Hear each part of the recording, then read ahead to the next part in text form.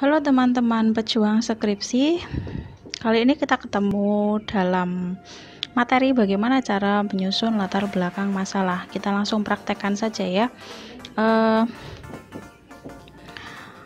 Pada dasarnya ketika kita menyusun sebuah latar belakang masalah, ketika Anda sudah tahu temanya apa atau judulnya apa, maka konsep dari penyusunan latar belakang masalah itu ibaratnya sebuah piramida terbalik.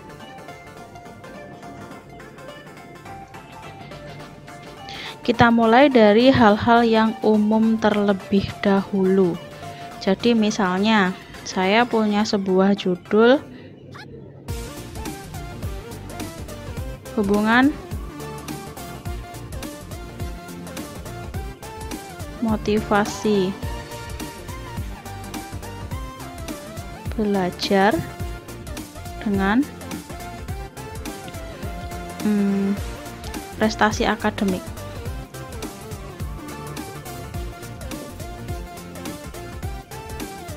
Gini ya. Nah, lalu bagaimana cara menyusun latar belakang masalahnya? Kita ibaratkan menjadi sebuah piramida terbalik. Jadi, yang di awal kita membicarakan tentang hal-hal yang bersifat umum. Misal contohnya, kita membicarakan tentang bagaimana sebuah konsep pendidikan. Kemudian semakin ke bawah ini semakin khusus, semakin menjadi khusus. Umum konsep pendidikan, kemudian fenomena yang terjadi dalam pelaksanaan pendidikan.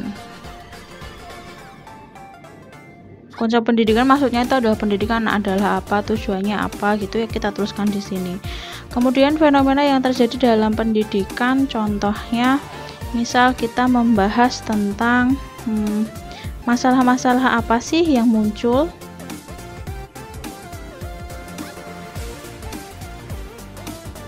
Tentunya ini didasarkan dari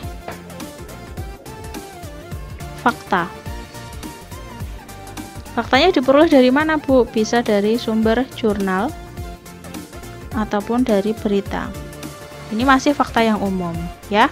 Nah, setelah itu baru kita akan membahas terkait dengan fenomena yang lebih khusus. Fenomena khusus maksudnya apa, Bu? Fenomena di tempat penelitian yang akan kamu amati atau akan kamu teliti di tempat penelitianmu. Misal, kamu meneliti di sebuah SMA X. Nah, di sini kalian jelaskan tentang bagaimana fenomena motivasi belajar di SMA X. Dapatnya dari mana, Bu? Nah, kalau dari sini kamu bisa dapat dari misal hasil need assessment. Need assessment-nya dari apa saja, Bu? Need assessment itu bisa dari DCM, bisa dari IKMS, AKPD, wawancara, observasi, atau penyebaran angket. Gitu ya. Nah, ketika sudah ada di sini, misalnya ini jangan dengan motivasi berprestasi lah. Ini misalnya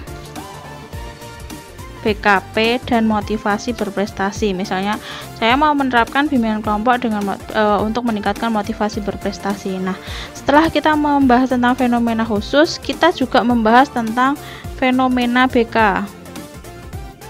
Fenomena layanan BK. Fenomena layanan BK di sana seperti apa?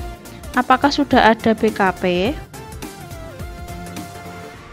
Ini kita bahas di sana. Jadi kalian gambarkan tentang bagaimana pelaksanaan pelayanan BK di sekolah. Nah, kalau sudah ada seperti itu, baru kita akan membahas terkait dengan konklusi. Konklusi itu simpulanmu. Kesimpulanmu yang akhirnya kalian itu membahas ini loh, tema ini, tema BKP untuk meningkatkan motivasi belajar itu penting.